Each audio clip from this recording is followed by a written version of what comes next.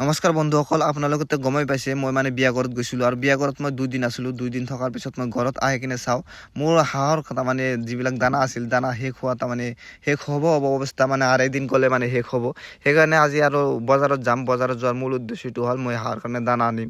আৰু আপোনালোকেতো গমেই পায় যে মই হাঁহৰ দানাকেইটা মানে বাইকেৰে লৈ আহোঁ বা বাইকৰ পিছত বান্ধি লৈ আহোঁ। এইবাৰ অলপ বেলেগকৈ আনিম বুলি, তাৰমানে বেছিকৈ আনিম বুলি ভাবিলোঁ। সেইকাৰণে আৰু পিলপিল লৈ যাম, বাইক লৈ নাযাওঁ। তো সেইকাৰণে আমি পিলপিল লৈ বজাৰলৈ যোৱা আৰম্ভ কৰিলোঁ আৰু আহি বজাৰ আহি পালোহি। আৰু বজাৰত আহি মূল কামটো হ'ল মই মানে যিকেইটা কণী পৰা হাঁহ আছে সেইকাৰণে আদি লেয়াৰ ফিট 1 বস্তা লৈ যাম। মানে যিটো কামছ ইগ আছে গৰ্ডিছ কোম্পানী পেজ 1 সেইটোৱে 1 বস্তা লৈ যাম। আৰু যিটো মোৰ ডাঙৰ হাঁহ আছে, মানে যিবিলাক পোৱালি আছিল এতিয়া ডাঙৰ হৈছে, সেইবিলাকৰ কাৰণে আৰু ফিনিচাৰ 2 বস্তা লৈ যাম। যিহেতু সেইকেইটা বিক্ৰীৰ উপযুক্ত হ'লে আৰু 15-20 দিনমান যাব, তাৰপিছত আৰু বিক্ৰী কৰিব পৰা যাব কেইটামান।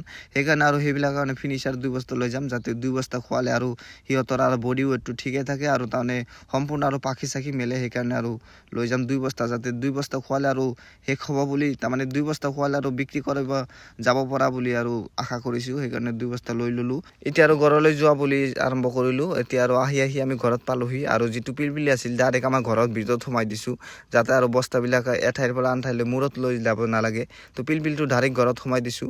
এতিয়া আৰু পিলপিলিয়ে বস্তাখিনি নমাই থৈ, মানে দানাখিনি নমাই থৈ গুচি যাব।